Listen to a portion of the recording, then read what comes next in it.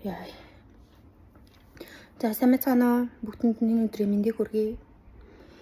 Бүгдээрээ сайхан шинэлцгээс нөө сар шиндээ модон могоо жил гарлаа. Их сайхан жил гарч ийн. Миний хувьд би нэг амар сонио. Могоо жил 12 жилийн өмнө би том охиноо гаргаж байсан. Тэгээ 12 жилийн дараа одоос би ингээд хамгийн багыгаа гарах гээд байж байна. Тэнгуут надад нэг ийм цикл шиг санагдсан байхгүй юу? Ягаад ч юм саяхан тэг санагдсан. Би нэг кино зүгээр нэг ийм сувг ингээд гүйлгэж ягаад тэгсэн чинь нэг ийм дэн гэт нэг ийм сэтгэл нэг ингээд нэг ийм хүндүүрч юм шиг баяртай юм шиг нэг юм сонсохоор ингээд ийм дурсан сэтрээдэг нэг тийм дуу байдсан шүү дээ. Тэгээ би тэр дууг ямар дуу хэлээ гэж мэдэхгүй мөртлөөсөө дагаж дуулаа. Тэгээд надад за чи энэ ямар кино юм болоо гэд ингээд үзсэн чи хайрын ирэлт гэлөө нэг тийм боловсрал телевиз дээр гарч ирсэн баха. Тийм киноос ахгүй. Тэгээд ингээд боловсрал телевиз дээр тэр кино ингээд гарч агаад би тэрийг ингээд хэдэн онд гарсныг ингээд харсан чинь 13 оны 4 сард гарсан кино байсан. Тэгээ би 13 оны 6 сард төрсөн гэхээр яг төрхийн өмнөх нэг 2 сар эдэр чинь нөгөө бүр яг ингээд төрхөө амар удаан хүлээгээл аль цаг хугацааны гээл явж өгөхгүй нэг байдаг үед байдэн штэ.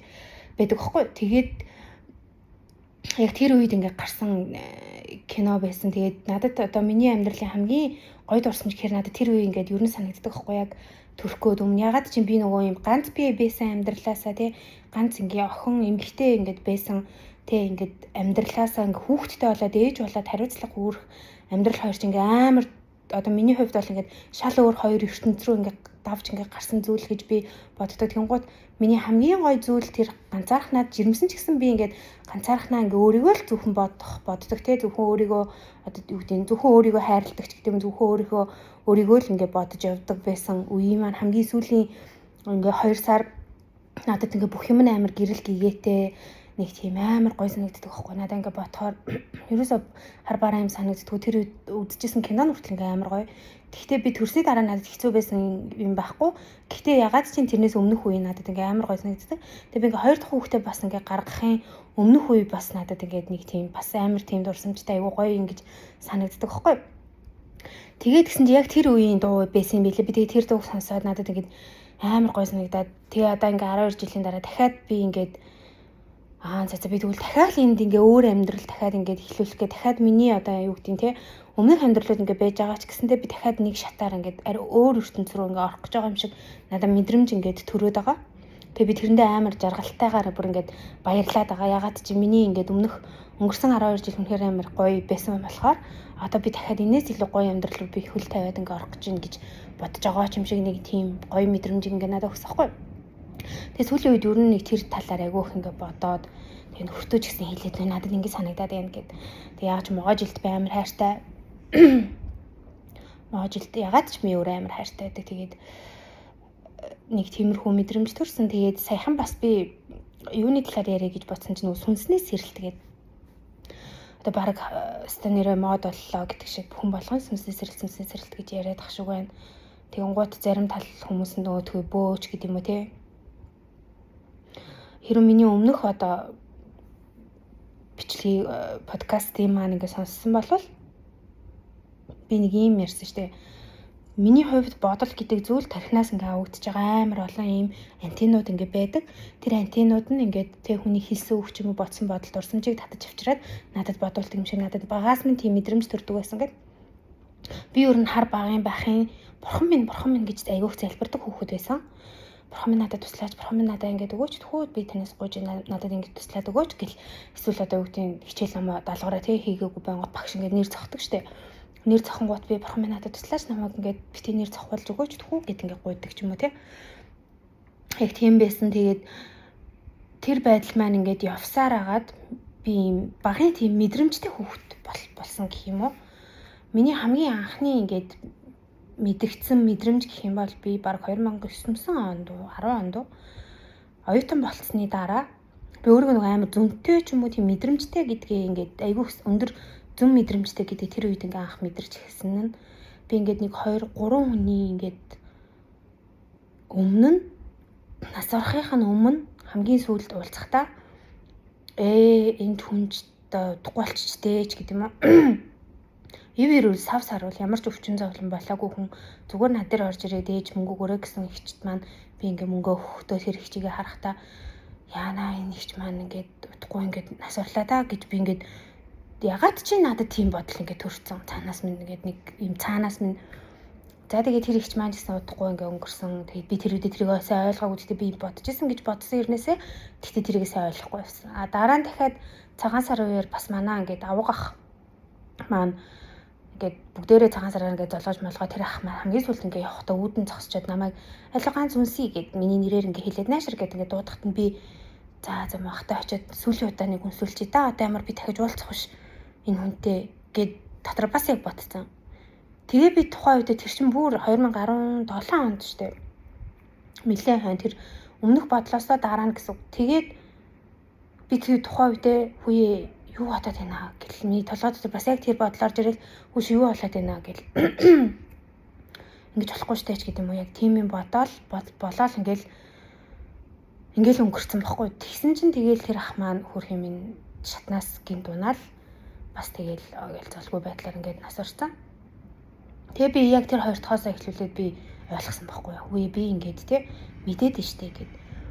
За тэрнээс гадна өөр надад ямар мэдрэмж төрдөг байсан бэ гэхээр би бас тийм бодлыг амар уншаад байгаа юм шиг надад мэдрэмж төрдөг. Тэр одоо кинондор л гардаг бах та одоо ингээ хэлэхээр жоохон мангардууч юм шиг л ахах. Гэхдээ ягаад чи би ингээл хүний бодлыг ингээ ойлгочоод идэг хүний байгаа байдлыг хараад юу бодоод байгаа ягаад байгаа дуртай байгаа дургүй байгаа те ингээд нэг хүний нэг илэрхийлэмжийг ингээл мэдчихэл тэр хүн ингээл за энэ хүн чинь ийм санаатай ийм үг хэлж ин тэгж ингээд ягаад чи бүх юмаа ингээ дотор бодоод тэр бүхнийг мэдээд би ингээ бүгдийг зохицуулаад ингээ ойлгоод идэг гэсэн баггүй. Тэгээ би бүр өөрөө тэрийгэ туршиж үзчихсэн. Би ингээд банкнд ажилладаг бахта би банкнд тейлер хийдэг бахта харилцагч нарыг ингээд эрэхт нь би бүр дотроо төсөөлдөг байсан. За энэ хүн ирнэ, энэ хүн ийм асуuna, ийм ингэж хэлэнгуут энэ ингээд бүтээгүй байж гэдэг юм ингээд би бүр ингээд төлөв хэлцдэг байсан. Тэгээ ирээл яг тэр зүйлүүд нь маш олон удаа ингээд батлагдчихсан. Тэгээ би бүр ингээд за би хүний бас бодлыг монгол хүмүүсийн гэх юм уу ингээд биеийн хилэмжийг сайн уншдаг гэж би өөрөө ойлгоодсон байхгүй юу юм. Биеийн хилэмжийг нь би ингээ айгуу сайн уншаад идэм байна да. Надад нэг тийм авиас хийх өгдөл нэг тийм юм байд юм байна гэж би ингээл боддог байсан. За тэгээд ер нь тэр нэг 17 18 оноос эхлүүлээд миний зүүд айгуу их зүйтэй болж эхэлсэн. Айгуу их зүүд маань ингээл зүүдэндээ шууд одоо нэг астрал аялал гэж ярьдаг. Одоо тэр үед би тэгдэг байсан тэр аялал гэдэг юмыг ингэж шилжиж ингэж өөр газар очдог ч гэдэг юм уу тий. Тухайн үед л их сонирхолтой айгүйх ингэж хийдэг. Одоо юу гэдэг би анх Япон улсад би ингээ амьдардаг байсан. Гэхдээ би Япон улсад явахаас өмнө очих байраа би зүүдлээд мэдсэн байдаг ч юм уу тий. Нөхрийгөө өглөө ажилдаа ингээд явах гээд сэрэгт нь өглөө ингээ хажууд нь ингээ зүүдэндээ ингээ хажууд нь бэж идэг. Уцаар ярахаар яг нөгөө хувц хундраа өмсцэн ингээ бэж идэг ч юм уу. Яг тэр бүх тэр зүйлүүд нь ингээ бэж идэг байсан. Болоод идэг байсан. Тэгээ би за ингээд энэ даа л гэж бодсноос энийг ямар нэгэн далтын хувьдстай тэгээд нөгөө яг тухайн үед чинь айгүйх бөөнөр дэлгэрээд ер нь бол бөөмөө ихтэй байсан болохоор бас тэр талын боддог байсан ч гэсэн яг сайн нэг одоо тэг нэг ер нь нэг тийм сайн одоо далд ухамсар сэрж гин сүнсний сэрэлт болж гин ч гэдэг юм уу. Тэг би энийг за энэ талаар л дараа. Тэгээд ингэж явсаар агаад Японд очсон. Японд очиод би хадмын ээжийг хийж гисэн бас яг тэгж мэдэрсэн нэрээ. Хадмын ээж маань гээд нэлийн хүнд өвчтэй тэгээд хүнд өвчнөр өнгөрсөн. Гэхдээ хүнд өвчнийг анх мэддэггийн өмнөх арай мдээгүй эхлээл яг нөө зовир нь яг эхэлж явах үед бид нар манай баг маань дөнгөж нэг 2 сартай илүү 1 сартай ч үлээ айгүй жоохон бид нар бөөнөрөө нэг одоо зураг нь яг тэр өдрийн зураг нь байдаг. Ингээ бүх ачнараа ингээ суулгаад авахсан зураг ингээ ороод яг үүдээр би ингээ ороод хадам ээжийг хараад бас яг дотор миний нөгөө нэг өмнөх 2 дээр авсан мэдрэмжээ би авсан байхгүй. Тэгээд авчаад ингээ дахиад нөгөө би өөрийнхөө бодлыг өөрөөсөө зайлуулна шүү дээ юу бодоод байна яагаад байна гэл. Тэгэл яг тэрнээс хойш би энэ угаасаа ингээ нэг газараа зовирлаа өвдөд исэн тэгэл имлэгт үзүүлсэн чинь ингээл 25 дор болоод тэгэл тэрнээс хойш өөр нь 25 дортойгоо нэлээд удаан тэмцээл тэгэл өнгөрсөн. Гэхдээ би бас тэрийг ингээд мэдэрсэн юм шиг надад ингээд санагддаг. Тэгээд за ингээд Япон явсан. Ер нь бол Япон яваад Япон явахдаа би ч нөгөө амар зүүд маань ингээд өөр болсон баа штэ. Тэгээ Японд очиод миний бүр тэр ингээ өндөрсөн. Дээр нь би Японд очихдаа би дөнгөж 26 настай 27 настай би Япон улсад очисон мөртлөөсөө миний ингээд одоо юу гэдэг тэ ааш харин шин зан характер тэ бүх зүйлүүд маань юм 20 настай хүүхчгэл нэг тийм байсан юм бэлээ. Тэг би одоо бодох нэ яг л би нөгөө хүрээлэлтэй миний байдаг аав ээж ах トゥ хамаатай садан миний найз нөхөд яг би хитгэн хүмүүсийнхаа донд ингээ хүрээлэлтэй би өөрийгөө сайн ингээ задлж чадаагүй олон хүмүүстэй харилцаж тэ хүмүүс ямар байдаг би хаана ямар байхаа мэдгүй бүх хүнтэй би сайн найз шигээ харьцах гад бүх хүнтэй би ээж аав шигээ харьцах гад бүх хүнийг би хайрлах гад ингээд амар тийм одоо тийм зантайгаараа би Японд ингээд ер нь нэлээд цайлган гинэн гэх юм уу очсон. Тэгээд ингээд Японд очиод ажил хийгээд маш олон хүүхдүүдийн дунд ороод маш олон залуусын дунд ороод тэ хөвчлэн надаас дандаа дүүнер байсан. Тэгтээ маш айхтар маш мундаг байсан. Би бол хажууд нь маш хариуцлага муутай. Үнэхээр би төлөвшил муутай. Өөрийгөө бүр маш их голсон. Японд байсан миний 4 жилийн хугацаа бол үнэхээр би өөртөө бол өөрийгөө үргэлж ингэж дэш нэгж шидэх гэж төвшүүлэх гэж би өөрийгөө засах гэж маш их хичээсэн 4 жил ингэ байсан. Тэр болгондоо би өөрийгөө засах гэж хичээж би өөрөөсөө илүү хийх гэж тэмүүлэх болгондоо би миний одоо тэр нөгөө сүнсний сэрэлт гэж яриад байгаагүй би төлөвшлөл гэж ерөнхийдөө бараг хэлнэ. Ингээд өөрчлөгдөд байсан. За тэгээд тэрнийгээ дагаад зүүд зөнтэй болж ирсэн. Тэрнийгээ дагаад олон юмны талаар судалмаар санагдаж олон юмны одоо олон талын мэдлэгтэй мэдээлэлтэй болж эхэлсэн. Олон юм судалж эхэлсэн. Олон юм судлаад одоо зүүн совын ихтэйд олон юм судлаад хүн ингээ олон хүнтэй харьцаад юмыг ойлгох тусмаа эргээгээд юм сурах чадвар амар сайн сайжирдаг юм шиг надад санагддаг. Би хэлийг бол амар хурдан сурсан. Тэнд за давхар угаасаа гадаадд байдаг оюутнууд ойлгомжтой ажил хийн, ажиллаач маш сайн хийдэг, амьдралаач бүгдийг залгуулдаг. Тэрнийхээ хэрээр сэтгэл зүйч гэсэн маш хүчтэй байсан юм шиг одоо надад санагддаг. Одоо ингээ бодоход миний сэтгэл зүйч гэсэн маш хүчтэй. Тэр үед ингээд бүх юм гарахад би бүр бүгдэн дээр нь тэмцэж явсан юм шиг надад ингээ мэдрэмж төрдөг. Японд байсан 4 жилиг бол би өөрийгөө үнэхээр бүр тултлаа би өөрийгөө маш сайн ингээд өөрийнхөө боломжит тэ сайн хувилбарлуу би өөрийгөө чирж авч гарч чад хичээсэн гэж би боддог.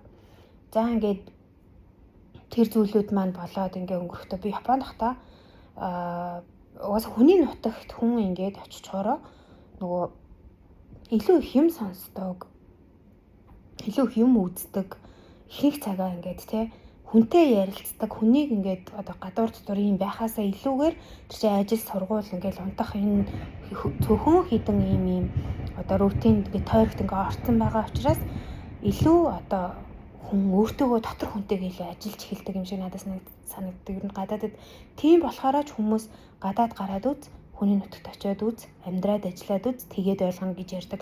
Гадаашаа гараад ирэхээр илүү юмыг те гаднаас нь хараад илүү өөр болдог гэдэг. Тэр бол зүгээр л хүн дотгошоогоо өнгөдөг юм шиг надад санагдсан. Илүү их ганцаард нь ойлгомжтой. Хүний нутагт бол Монголд бол хаа таарсан газар Монгол хүмүүс Монгол ингээд газар те чи гараад явсан чи чиний ах トゥ хамаатай сад найз нөхөд дүүрэн байгаа чи хинтэн ч очиод те юм яриад ингээд өнгөрч болно. Дандаа хүмүүсийн үзэл бодлоор амьдраад идэг. Монголд бол надад тийг санагдсан. Бусдын үгээр, бусдын үзэл бодлоор бусдад ингээд бусдаас дандаа хамааралтай ингээд амьдрдаг. Ах トゥ хамаатай садан бусдад хүмүүсийн яриаг чи сонсоод тэр хүний л үзэл бодлыг сонсоод байна уу гэхээс чи өөрөө дотроо суугаад ганцаархнаа байж байгаа боддог ер нь хүсэл айгу цөөхөн юм шиг надад санагдсан байхгүй.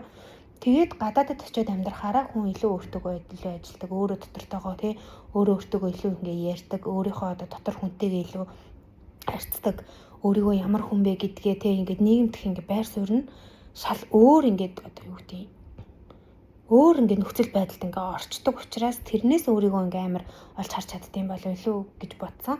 Тийм болохоор ч хүмүүс гадаашаа гарахаар илүү төлөвшдөг, илүү одоо ухаан суучаад ирнэ гэж ярьдаг штеп. Яг л тэгдэг юм шиг надад тийм санагдсан. Тэгээ Японд байхдаа би хамгийн одоо би ингээ бодохоор одоо сүнснээ сэрэлт гээл би энэ тэнд ингээл подкастууд сонсонгууд миний сүнс сэржсэн үе тийм юм. Одоо баг хичээл заана сүнсний сэрэлтийг одоо яаж сүнсний сэрэх вэ? Хичээлийн түргэсэг нь 5 жилийг 10 жил 2 жилийн дотор 5 жил сэрэх байсан бол 2 жил сэрэн ч гэнэ үү те. Эргээд явах уу те угаасаа ойлгомжтой ямар нэгэн зүйл бизнестэй холбогдоод мөнгөтэй холбогдоод ирэхээр угаасаа утгаа алддаг болохоор нэг хэсэг бөө гэж шуурж исэн шиг одоо сүнсэн сэрэлт гэдэг юмар бас ингээд шуурж байгаа юм болов гэж харсан. Гэхдээ миний хувьд бол би зүгээр хүмүүст өгөх хамгийн чухал одоо тий зөвлөгөө үнэхээр тийм юм ингээд угаасаа дэлхийд даяараа болоод зөвхөн Монголч гэхгүй дэлхийд даяараа болоод байгаа энэ нөгөө эрнэн өөрчлөгдөд бомбын эрен гэж солигдсон одоо эрнэн өөрчлөгдөд эрнэн гэдэг чинь одоо миний бодлоо цаг уур нь өөрчлөгдөд нөхцөл байдал өөрчлөгдөд энэ дэлхий цаг агаар уур амьсгал бүх зүйл нь эргээгээд өөрчлөгдөд дээр нь хүн төрөлхтөн одооноос эхлүүлээд энэ техникийн технологитойгоо зэрэгцээд ингээд амьдарч эхлэх одоо эхэлж байгаа нэг сүүлийн 10 20 жилийн ингээд хугацаанд энэ үеийн ингээд явагдаж байгаа учраас энтэй хамааралтай сэтгэл зүй болон биеийн эрүүл мэнд хүртэл те хүний арьс хүний ингээд бүтэц хүртэл ингээд өөрчлөгдөж дагаж хувьсж байгаа гэдэг утгаараа энэ сүнсний сэрэлт гэдэг илүү хүмүүс технологиосоо илүү ухаантай болохын тулд гэхүү технологиосоо илүү хүн ухаалаг байхын тулд хүн болгонд одоо энэ тодорхой хэмжээний сэрэлт гэдэг зүйл ингэж ирж байгаа юм шиг надад одоо тийг санагдаад байгаа байхгүй зүгээр миний ойлголтоор энийг нь дагуулад хүмүүс юу гэдэг янз бүрээр энийг ингээл нөгөө тэддэх мэдэрхүү тэгэл нөгөө Монгол гэдэг юм руугаа чирч авчраад Монгол хүн бол Чингисийн удам Чингис хаан юм байсан тийм үгүй энэ бол зүгээр л бид нар бүх юмтайгаа зохицож амьдрахын тулд бид нар угаасаа ингээд байгальтай цохилтолгойтой байдаг учраас бүх юм цохилтолгойтой байхын тулд энэ хүн болгонд ирж байгаа зүйл энийг ойлгохгүй энийг хүлээж авахыг хүсэхгүй эсвэл юу гэдэг нь тодорхой хэмжээс өөрөөсөө зүтгэл гарахгүй бол мэдээж хуулиараа шүү дээ байгалийнхаа хуулиар унана гэдэг нь ойлгомжтой юу гэдэг сэтгэл санаагаар унах тий одоо энэ амиа хорлолт ч гэдэг юм эсвэл ямар нэг юмд хитрхи донтох тий автах тэрэндээ бүр ингээд хамааралгүй живэгч гэдэг юм уу иймэрхүү асуудал ингээд үүсэж байгаа юм шиг надад санагдаж байгаа. Тэгээд миний бол одоо бусдад сүнсний сэрэлтийн хамгийн том зүйл маань юу байсан бэ гэвэл би өнгөрснөө ухах гэж хэлнэ. Өнгөрснөөсөө маш их зүйлийг ухаж хүн өнөөдрөөгөө бий болгох. Хоёр тэгэхэд өөрийгөө хүлээн зөвшөөрөх, өөрийнхөө алдаатай дутагдaltaй одоо тий буруу байдлыгаа хүлээн зөвшөөрөх тэр бүр амар том зүйл. Ер нь ямар ч хүнд өөрийнхөө алдаа дутагдaltaй байгаагаа буруу байгаагаа өөрийнхөө муу байгаагаа хүлээн зөвшөөрнө гэдэг бол чи амжилт гаргаснаас илүү том бүр илүү маш том амжилт. Чи муугаа дутуу талаа чи өөртөө хүлээн зөвшөөрч чадчих байвал тэр бол бүр чамд бүр маш том амжилт бүр амар том амжилт чи тэгээ дэлхийн авраг болсноос ч бараг илүү юм том амжилт гэж би ингэ бодож байгаа. Тэгээд өөрийгөө ухна гэдэг маань юу гэхээр би ерөөсөө Японд байхдаа толгой дотор би боддог байсан бүх зүйлүүд би дандаа ярилцлагын подкастууд ингээд сонсдог байсан. Тэгээ ингээд ярилцлагын подкастуудыг ингээд сонсоход тэндээс хүн болгоны үзэл бодлууд гарч ирдэг. Маш олон өнцгнүүд ингээд гарч ирдэг. Зарим зүйл дээр би санаа нийлэхгүй зүйлүүд ч байгаа, санаа нийлдэг зүйлүүд ч байгаа. Суралцах зүйлүүд бас маш их байдаг. Хүн ийм ингэж боддөг юм биш үү? Хүн чинь ингэж амьдрдаг юм биш үү? Тэ хүн чинь өглөө 4 цагт өдөр болгон 4 цагт бусдад ажиллаа хийхдээ ялгархадаггүй юм биш үү? Гэтэл би юу лээж гэдэг юм уу? Хүүхийн хардаа 20 настай хүүхэд 2 ажил хийгээд ингээд амьдраад ингээд явж байхдаа нэг ч мухаа гэлэхгүй амнаас нь энийгээд гарч байгаа тэр сайхан зүйлийг хараад би ч гэсэн би яг энэ хүн шиг биш юм а гэхэд хөөе надад энэ зам байхгүй шүү дээ. Би тэгвэл ийм зантай болъё л доо. Тэгвэл энэ хүнээс би энийг суралцъя.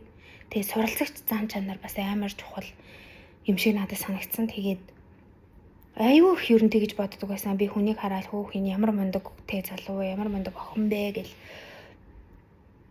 аюу их тэгж боддог байсан. Тэгээд одоо ингээл бодохоор тэгэл зүүдэрээ дамжуулаад зүүд маань ингээл зөнтөөл ингээл өөрчлөгдөөл ингээл ирэнгуутаа яг хоо жоохон дунд нь галзуур нь юмыг үздэг хардаг юм шиг болж байгаа гэж өөрийгөө бодож одоо тэгээ алдаж одоо ингэж алтарч унсан ч үе ингээл байгаа. Тэрнээсээ илүүгээр одоо эн чинь ингээл угаасаа л явцдаа бүгдийг ойлгоод угаасаа л цаг хугацаагаараа бүхнийг туулаад ойлгоод ингээд ирж байгаа болохоор одоо бол надад ингээд бодоход сүнсний сэрэлт бол тэр л. Гэтэ маш олон хүмүүс энийг гайхамшиг бүтээсэн юм шиг бараг хүн амны 10% нь л зөвхөн бид нар шиг юм байгаа гэдэг ойлголтыг ингээд төрөөдлээд тэрний ингээд бусдаас илүү давуу болцсон юм шиг те илүү одоо юу гоо зүгээр авиасаар ингээд ярихад илүү бусдаасаа бид нар 10% нь л ингээд амар авиастай төрдөг. Бусад те 90% нь бол авиасгүй төрж байгаа надад ч юм бол өнгөрөг гэдэг ч юм уу. Ийм байдлыг амар хилж байгаа юм шиг надад санагддаг. Гэхдээ нөгөө би бол хүн болгон сэрэх боломжтой гэж боддог. Гэхдээ хүнийг сэрэхгүй байдал ахуйн амьдралтай, ахуйн нөхцөл байдалтай шууд уялдаа холбоотой гэж би бол хэлнэ. Нэг өдөр тэ өнөөдрийн талхаа яах вэ? Тогныхаа мөнгийг яаж өгөх вэ гэдэг юм уу? За магадгүй өвчтэй хүн байвал өнөөдрийн миний эм тариагаа тэ яаж залгуулах вэ гэдэг ч юм уу тэ. За өнөөдөр яаж гэртээ дулаан хонох вэ? Нүүрс аваад гэрээ яаж дулаалах вэ гэдэг юмыг бодож байгаа тарих. За яжаараа би нэг сүнсээ сэрээ хий да. За би нэг ухамсараад хэлэхгүй болвол том сэтгий даач гэдэг юм уу те. Тэр зүйлийг ойлгох тарих ч гэсэн савтай штэ. Тарих ч гэсэн хэмжээтэй. Гэхдээ чи тэр хэмжээг өөрөөр дүүрэг, өөрөөр хар гэдэг тэр харах өнцөг чинь өөр хүмүүст өөр харагдаад байгаа байхгүй юу да. Чи өнөөдрийн талхандаа санаа зовхгүй, чи өнөөдөр дулаан хонохтой санаа зовхгүй, эсвэл маргааш өглөө чи өвдөлтгүй сэрэхгүйдээ санаа зовхгүй байгаа бол чи шал өөр юм санаа зовж чадахгүй. Дахиад чиний тархич хоосон байгаа учраас гэсэн. Чамд тэрийг бодох орон зай ингээд чиний тархинд чинь байгаа учраас чи тэрэнд санаа зовно. Үгүй эсэргээрээ Монголын нөхцөл байдлынудаар 70% нь ядуу гэж явж байгаа шүү дээ тий. Гэтэл тэр хүмүүсийн өнөөдөр гэр орондоо байгаа нөхцөл байдал өнөөдрийн тий өдөр тутам хийдэг зүйл эргэн тойронд нь байгаа хүмүүс дундаасаа за очоод чи сүнсээ сэрэг гэдэг амар утгагүй байхгүй. Одоо жишээ нь миний амьдралд би одоо жишээлбэл ингээд гэртээ байж идэл хин бэ Элон Маск ч үт юм уу те дэлхийн тэр бомтог хурж ирчээд ёо чи яад те 8 цаг унтаж байгаа юм бэ чи 6 цаг унтаач чи зүгээр чи ийм цагийг ингэж өнгөрөөхөө орон чи наадхныхоо оронд ном уншаасуу мэний бариад сууд ингээд суу чи миний амьдралд орж ирчээд миний ойлгохгүй би надад 8 цаг унтах хэрэгцээ байсаар идэл тэр хүн хурж ирээ чи 6 цаг унтвал илүү баяжна гэдэг ойлголтыг тэр хүн хангалттай тэр зүйлийг туулсан учраас хэлж хахад би тэрийг ойлгохгүй л байхгүй юу. Тэнгуут одоо зарим хүмүүс ингээл зөвхөн хар ажил за зөвхөн ажиллаа хийгээл 8 цаг ингээд насаараа ажил хийнгээд ингээд ярьж идэл зарим хажуух насны хүмүүс байж л да. Чи зүгээр энийг уншаад энийгээр оролдоод ингээд яв.